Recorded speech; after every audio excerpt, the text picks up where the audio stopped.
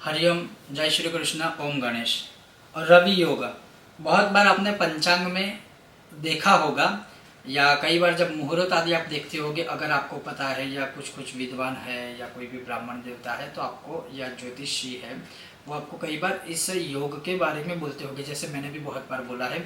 और सबसे अधिक अगर देखें तो या तो महीने में है या अधिकतर जितने भी, जैसे रवि योग है, अमृत सिद्धि योग है, गुरु पुष्य है, रवि पुष्य है, ऐसे बहुत सारे जो योग है जो बनते हैं। जिस प्रकार से मैंने इसका एक वीडियो पहले बनाया था जो अमृत सिद्धि योग के विषय में था, आज मैं रवि योग के विषय में बताऊंगा। लेकिन इसका महत्व क्या है, रवि योग होता क्या है, कैसे बनता है और इस योग में कौन से कार्य हमें करने चाहिए।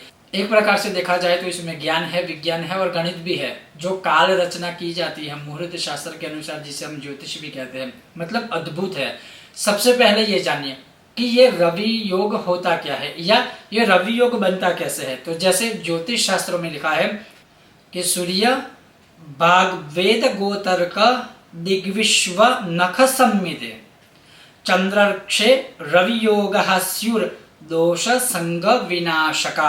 अर्थात सूर्य के नक्षत्र से चंद्रमा के नक्षत्र का गिनती करने पर, जैसे सूर्य के नक्षत्र से चंद्रमा के नक्षत्र तक गिनती करने पर यदि वह या यह 4, 6, 9, 10, 13 और 20वां यह क्रम में कोई भी एक क्रम का नक्षत्र जिस दिन हो उस दिन रवि योग होता है। और इसी नक्षत्र के काल को रवि योग काल या रवि योग कहते हैं। जैसे सूर्य के नक्षत्र से चंद्र के नक्षत्र तक गिनती जब हम करते हैं, जैसे सूर्य का फॉर एग्जांपल नक्षत्र है अश्विनी और चंद्र का जो नक्षत्र है फॉर एग्जांपल नक्षत्र है जैसे रेवती मान लीजिए, पहला और अंतिम नक्षत्र। तो सूर्य का नक्षत्र है जो है पहला अश्विनी, चंद्र का नक्षत्र है वो अंतिम 27वां है। तो मतलब सूर्य के नक्षत्र से चंद्र के नक्षत्र का जो गिनती होती है वो 27 हो गई। लेकिन यहाँ पर क्या लिखा है कि जिस दिन, मतलब हम आज का नक्षत्र गिन रहे, मान लीजिए कि आज जो नक्षत्र है वो फॉर एग्जांपल अश्विनी भरणी कृतिका, आज कृतिका नक्षत्र है। हमने कैसे, मतलब मैं फिर से आपको अगर बताऊं तो सूर्य का नक्षत्र अश्विनी है, उदाहरण के तौर पर चंद्रमा का नक्षत्र है रेवती। तो सूर्य के नक्षत्र से गिनने पर रेवती नक्षत्र हो गए 27। लेकिन अब रवि योग है वो कैसे पता चलेगा, क्योंकि जैसे मैंने कहा कि ये तो 4, 6, 9, 10, 13 और 20वां होगा तभी होगा। तो मान लीजिए आज जो नक्षत्र है वो है कृतिका, आज का जो नक्षत्र है वो है कृतिका।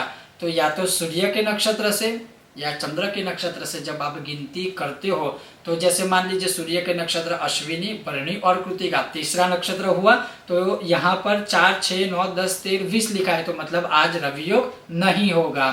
कहने का तात्पर्य है कि सूर्य जिस दिन जो नक्षत्र में है या जिस दिन नक्षत्र सूर्य का है, जो नक्षत्र चंद्रमा का है और जिस दिन यह योग होता है या जिस दिन जो नक्षत्र होता है उसकी गिनती करने पर जो विशेष रूप से संख्या आती है 4, 6, 9, 10, 13 और 20, तब उस दिन रवि योग होता है। अब और जैसे इस योग का नाम है रवि योग, रवि माने सूर्य, तो सूर्य तो राजा है, सूर्य तो संचार या मतलब मान लीजिए पूरे पृथ्वी के प्राण है। जैसे सूर्य आत्मा जगतस्थ सुखश, सूर्य पूरे विश्व की आत्मा है, सूर्य आंखें है, सूर्य पिता है, सूर्य ग्रहों के राजा है, मतलब सूर्य सर्वस्व है, सूर्य ही सब कुछ है। सूर्य ना हो तो क्या होता है वो हमें पता है अच्छी तरह से। तो अगर सूर्य मतलब रवि योग मतलब एक प्रकार से सूर्य योग, तो इस सूर्य योग या रवि योग में सबसे उत्तम है अशुभ दोषों को दूर करने का विधान शुरू करना या करवाना। जैसे नवग्रह आदि शांति वगैरह होती है, नवग्रह आदि की मैं बात कर रहा हूँ, शांति वगैरह विधान या अशुभ ऐसे जो दोष है उसके निवारण करने हैं तो रवि योग में करे तो अच्छा होगा, सब दोष दूर होंगे। उसी प्रकार से इस दिन कोई भी शुभ कार्य हम करते हैं तो कोई मुहूर्त अन्य देखने की आवश्यकता नहीं है, रवि योग में शुभ कार्य हम कर सकते हैं या उसका आरंभ कर सकते हैं। उसी प्रकार से इस रवि योग में या कोई भी रवि योग जब होता है उसमें दुर्गा सप्तशती का पाठ उत्तम माना गया है, विष्णु सहस्त्र का पाठ उत्तम माना गया है। जिन्हें आंखों की समस्या है वह चक्षुषा उपनिषद के पाठ कर सकते हैं, सर्वोत्तम माने गए हैं। उसी प्रकार से जिस दिन रवि योग होता है उस दिन सूर्य पूजा अवश्य करनी चाहिए। जिस दिन रवि योग होता है उस दिन प्रातः काल सूर्य नारायण को अर्घ्य अवश्य देना चाहिए। जिस दिन रवि योग होता है आदित्य हृदय स्तोत्र के पाठ अवश्य करने चाहिए। जिस दिन सूर्य होता है उस दिन सूर्य के मंत्र जाप अवश्य करने चाहिए, खासकर उनको जिनकी कुंडली में सूर्य नारायण कमजोर है, सूर्य कमजोर हो। जिस दिन रवि योग हो उस दिन अवश्य ही शत्रुओं से पीड़ा मुक्ति के लिए भगवान सूर्य की उपासना करनी चाहिए। उसी प्रकार से जिस दिन रवि योग हो उस दिन अगर आप यात्रा करते हो, देश विदेश जाते हो तो सबसे अच्छा होता है, शुभ फलदायक है।